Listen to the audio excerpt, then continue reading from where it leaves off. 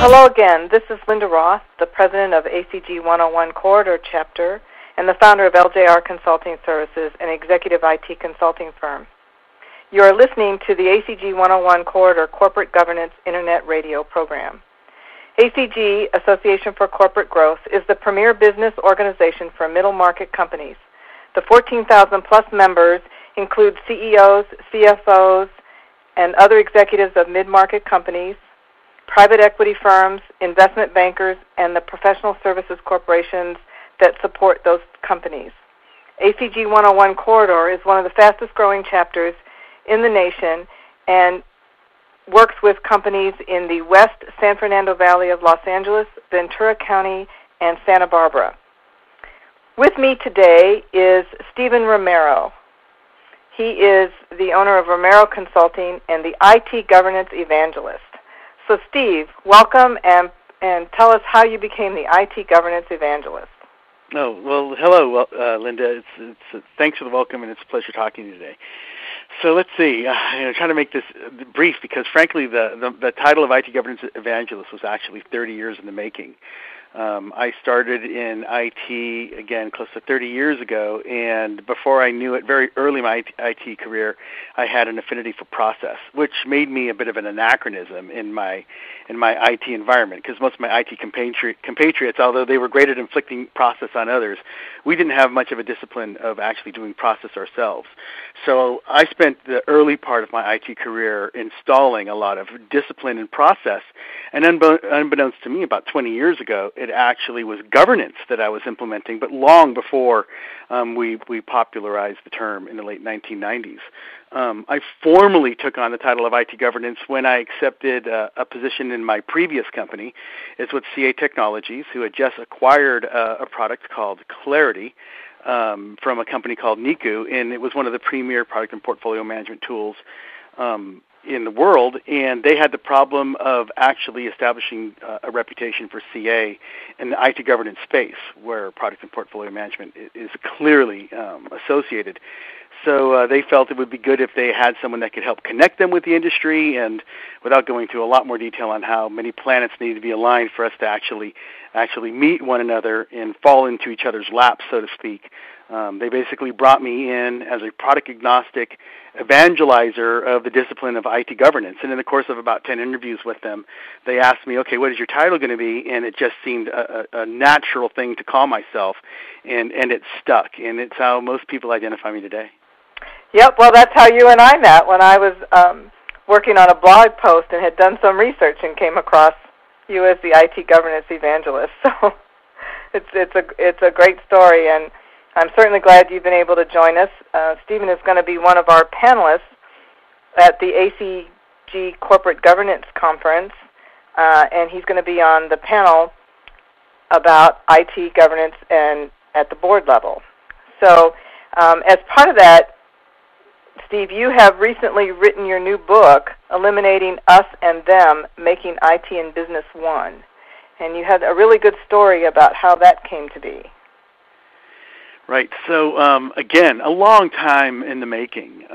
It's a book that really takes the last 20 years of experience that I have in trying to help IT organizations realize the most, or helping enterprise, realize the most from their investment in information technology.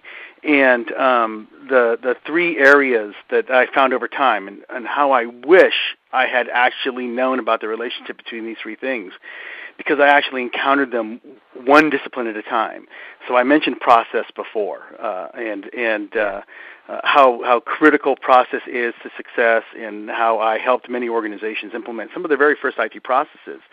That evolved into governance. So beyond just the process, the mechanics of doing things, I actually worked in the area of decision making and how to make sure that the enterprise makes the most reasoned and rational decisions. So the book is actually a culmination of a number of years of working in IT, just as the IT Governance Evangelist title that I have is. The three main aspects of the book are governance, process, and organizational behavior. And you'll find many books on each of those subjects, but those three subjects are something that I have found, and unfortunately I had the the lack of the benefit of looking at them all at the same time. It was actually at different points in my career that I became exposed to the power and promise of good process and good process management, where I came to the epiphany that IT governance was the key to enterprises realizing the most value from their investment in technology by making the right decisions within the organization. And then last but not least, organizational behavior. To get anything to work, especially when it comes to things that are under a formal governance and process construct, you have to have the right culture. You have to have the right behaviors in the organization. And I can actually take you back into 3 different parts of my career with 3 different companies where I evolved experience in each of those, and it was only in the last 5 or 6 years that those 3 things coalesce into the concepts that I capture in my book. That you can find, again, books on every one of those subjects that are very good, and most organizations address each one of them independently, but you'll find very few organizations that understand the complete interdependency between the 3. And my book tries to underscore and emphasize how critical it is that if you're addressing governance, that you need to address process at the same time. And when you're addressing process, you have to address culture. And it tries to convey the importance of those 3 things coalescing into a single effort to achieve the outcomes that organizations try to achieve. Well, all 3 of those are very important. You know, you and I agree on a lot of this stuff, and I like your comment about decision making, because in clients all the time, I'm always concerned about the decisions they're making, and I'm sure you've come across this, they tend to make decisions based on what's the flashiest thing that they can do, or instead of really looking at what requirements are, what's the thing I used at the last company I was at, or what's the hottest new technology I can buy, or things like that, rather than really putting together. When you and I came together, I was doing some research on IT strategy, really putting together a strategy for the technology that's going to be required to build out the company strategy. Right, that's absolutely true. And what's interesting, I mean, you recognize how decisions are made, and I'm always amazed when I'm approached by people, especially after they've heard my thoughts on IT governance, or they've read my book, or they've been to one of my workshops, or heard one of my presentations, and they come up to me and say, "How do I get my organization to establish governance, or to establish IT governance? Because we don't have any governance today." But you bring up a great point. At the heart of governance, and really the simplest definition of governance, is the decisions or the process and relationships that lead to reasoned decision-making. Governance is all about decisions. What decisions do we need to govern? Who's accountable for making those decisions? And how will those decisions be made? And so it's all about decision-making. So those people that approach me to ask, how do I get governance in my organization, they don't realize that they have governance already. If anybody is making decisions, you have governance.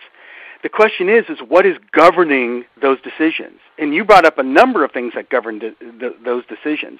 But when in the absence of formal governance, what's governing the decisions are people, the relationships. And right. And again, as you noted, there are any number of things that motivate the decisions of individuals. Now the question becomes, are the outcomes of those decisions what are best for the enterprise? And when they're not necessarily the best for the enterprise, let's help those people make better decisions, and that's where you'll start seeing the manifestation of the formal governance mechanisms like policies, standards, and processes that enable those people to make the decisions that are in the best interest of the organization. Well, agreed. And, of course, people hate to do that. So the title of one of the chapters in your book is Falling in Love with IT Governance. Since people hate, and most of them just turn off to the word governance, period. How do you get them to fall in love with IT governance? Right, and that's not lost on me at all. And I mentioned the other discipline in which I have a passion for, and that's process. And that's even a worse word, right? Right. That's probably the one of the words. I don't know. You'll find some people have a higher disdain for both, but it's usually a tie. And you're right. When people hear the word process, or when people hear the word governance, you can just see the change that takes place in their disposition and their response to it. And right, and their glazed over eyes. If you're lucky, I would welcome the glazed over as opposed to some of the anger or frustration that immediately wells up in those folks. And unfortunately, it's something that governance and process, they've I wouldn't say they've earned, but it's been inflicted on those disciplines over time, and it has much more to do with the way process and governance are implemented. Governance and process are thought of as being controlling, as limiting, as debilitating, as complex and bureaucratic. And when I hear people accuse governance and process of being those things, and I listen to their complaints, I can just about guarantee that they're true. And it's unfortunate. What's unfortunate is more enterprises than not look at them as ways of controlling, as ways of overseeing, as ways of limiting, as opposed to, if you look at governance and process the way I do, it's liberating, it's enabling. Governance and process is intended to make people successful.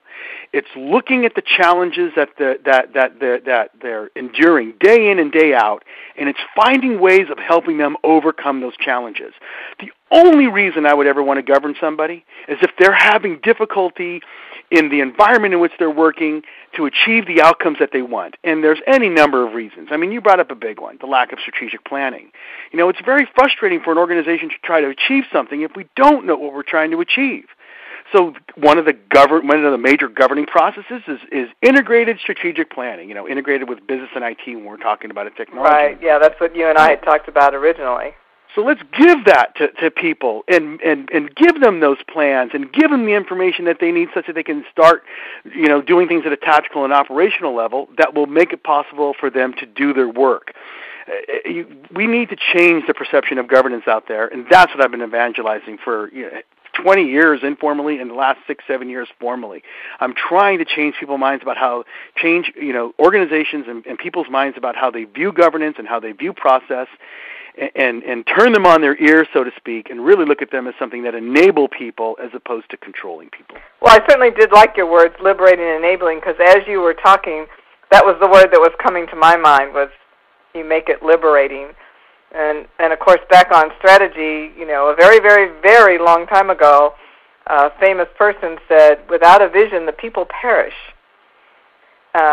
King Solomon. And so, you know, it's still true today. So without a vision of where the business is going and without a vision of what you need IT to do to make sure the business gets where it wants to go, that then you end up with bad decisions or potentially bad decisions. Absolutely. And when I think, and when I tell the story of, you know, how did you fall in love with IT governance? I mean, they gave it to you at a high level, but there was something actually more concrete, and I think it's very analogous to what you said that talked about the vision.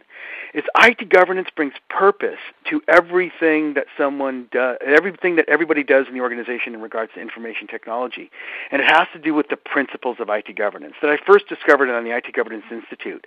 And although there's plenty of definitions on IT governance out there, fortunately, almost all of them will make reference to the 5 principles of IT governance, again, that you'll find on the IT Governance Institute site, which is an offshoot of ISACA, the Information Systems Audit Control Association. And the principles are this. We want to make decisions to achieve one of 5 outcomes. We want to make decisions about technology, and that takes that technology and makes it a good fit for the organization. It's aligned with the business. It supports the business. It's what the business needs. We want to make a decision that delivers value to the business. So they're giving us some money, and we're going to make sure that we make decisions that return good value for that investment, for the money they're spending. We want to make decisions, and it manages risk. We're going to make sure that we don't put the company out of business by making poor decisions. We want to make decisions that make the best out of our resources, all of our resources, from our people to the equipment and the mechanics and the facilities that we have that make up our organizations. And last but not least, we want to make decisions that make the best out of the work, that get our processes to perform at their highest level, performance. So those 5 things, aligning with the business, delivering value, managing risk, resources, and performance, those are the outcomes that we're seeking.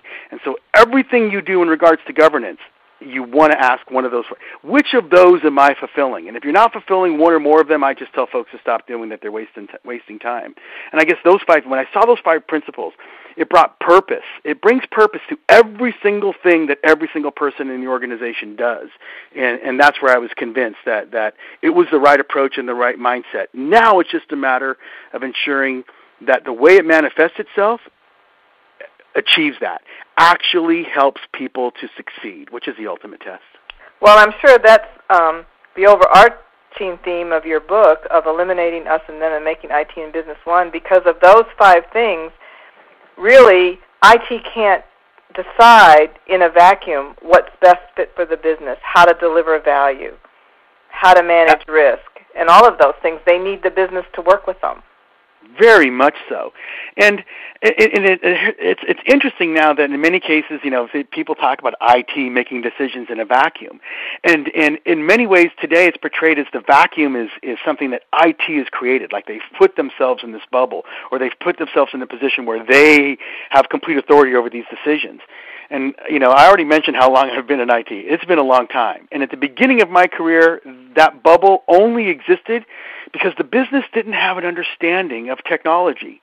And the unfortunate thing is we allowed that to provide the foundation that we're still enduring today, is that the business was actually disconnected from those decisions. They let the technologists make the decisions. They let us make the decisions. And that delegation of decision devolved into abdication of the decision. And now, that we can go into all the reasons why some of those decisions are inadequate. But we've got to find some way of bringing the business back, of getting the business back involved with those decisions. And again, unfortunately, many of the things that we've done is build up walls, and you can find fault on both sides of the fence. So the key now is going back to the beginning where the business and IT, they weren't separate. They weren't divided from one another. They were working together, and find some way of making that happen again today. And I'm convinced that its governance and process, when it's done properly, will actually achieve that. Well, I would agree. And interestingly enough, I run into clients where, unfortunately, businesses understand IT better now than they did, like you said, 30 years ago, because I've been in the business as long as you have. And but the part that they understand is the flashy part. I had a client one time that has a million other problems in his business, but the thing that he was focused on was getting email on his iPad. And I'm sitting there looking at the risk and the chaos around him thinking, this is the least of your worries, pal. Exactly. And it's a matter of, again, getting people to understand the value in some of the things that IT brings, like that assurance and that security and that risk management. But instead of standing behind standards and rules and regulations, it's always incumbent upon IT, with whatever policy or standard or process that they're inflicting on the business, to describe that in terms of business value. And frankly, and I've worked in IT my entire professional career. We've gotten somewhat lazy, and that might be a little strong. We're so focused on our methodologies and our disciplines, and we so believe in them that we forget to stop and say, you know what, we've got to win the business over. We have to convince them of this, and we can't do it in the technical terms or in the areas of focus that we've acquired the knowledge of insight. We have to interpret that in business speak. We have to put it in terms that the business can understand and the business can appreciate. And unfortunately, many of us don't take the time to do that. And until we do, the business is going to see the flashy, and they're just not going to have an appreciation for the more mundane things that again, contribute to the success of any enterprise.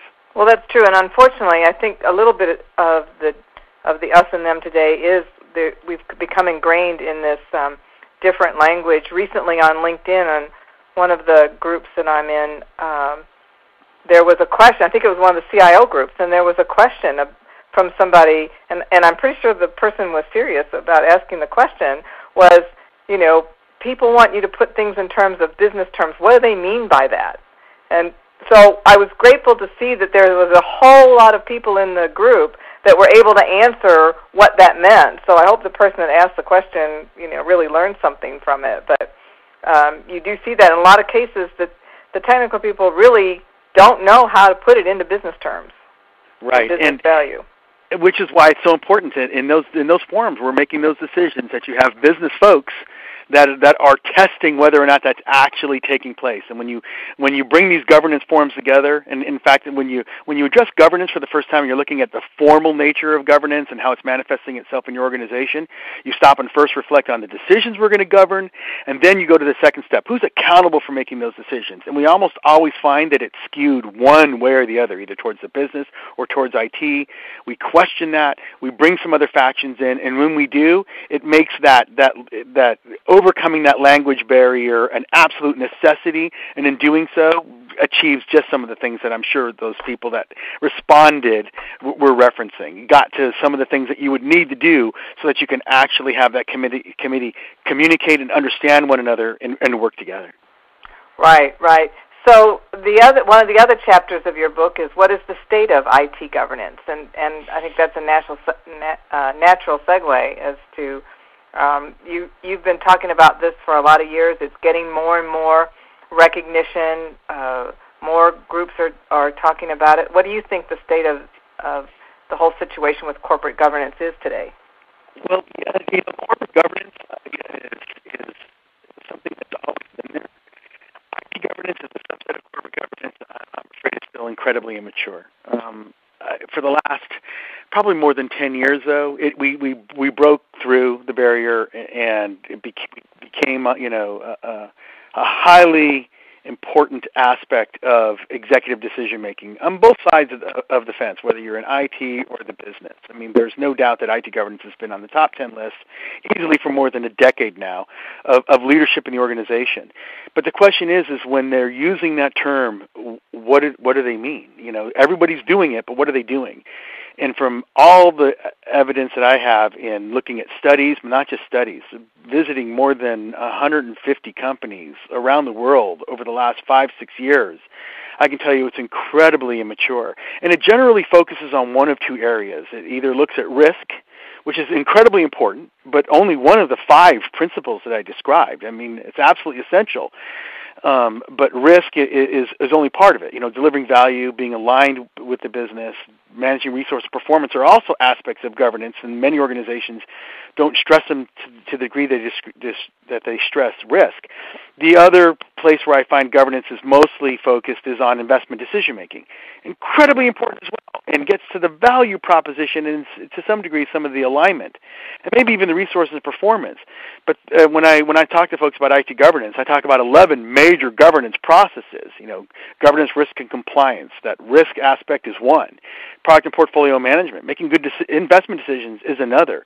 But there's much more to IT governance than those two. And although most organizations are looking at aspects of strategic planning and project execution and enterprise architecture and provisioning and development, and I can go on with the rest of the list, they don't look at them through a governance lens. They don't realize that these are things that are influencing how decisions are made and how work is actually accomplished.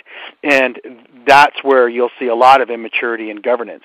And even though I mentioned the risk and the attention to investment management, product and portfolio management, even though organizations make the mistake of equating that with IT governance, when they tackle that, a lot of them are only tackling a subset of what product and portfolio management should do, and that, unfortunately, is still incredibly immature as well.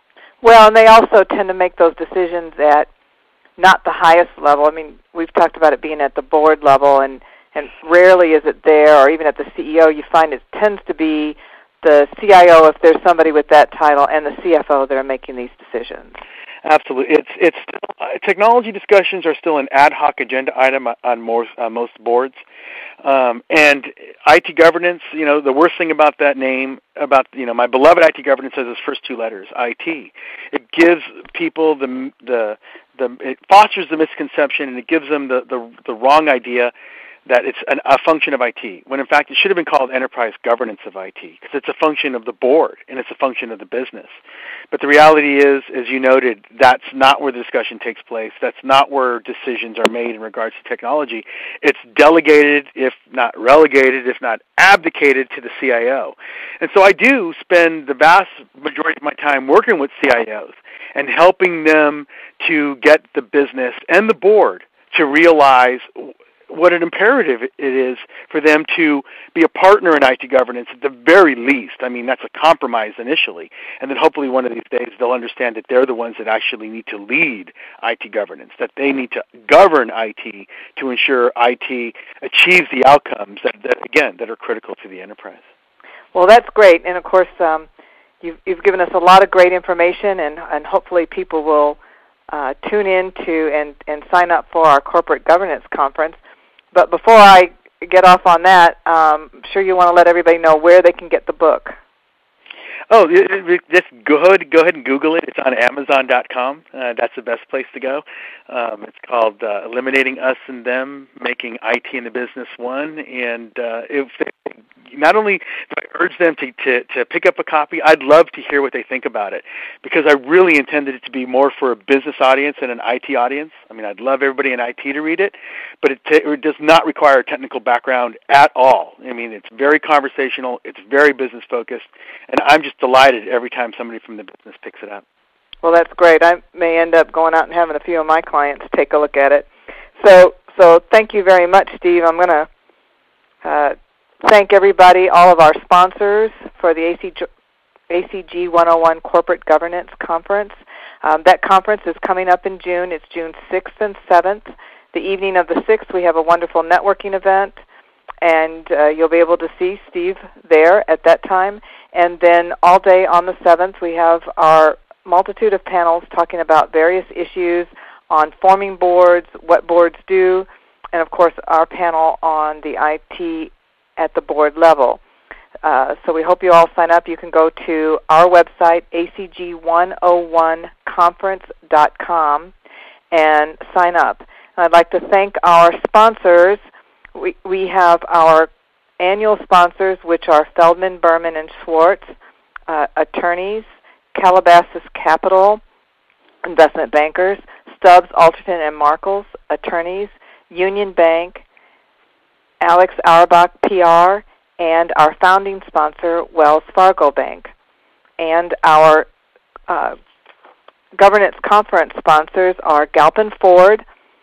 They are the #1 Ford dealer in the San Fernando Valley. Arxis Software, Bernard's Office Furniture, S&P Capital IQ, National Association of Corporate Directors, NACD, CSQ C-Suite Quarterly, and Singer Lewack CPAs. So we thank all of our sponsors and look forward to seeing everybody at the ACG 101 Corporate Governance Conference. So thanks again very much, Steve, and I look forward to seeing you. Oh, I look forward to seeing you too, and I'm excited about the conference. Okay.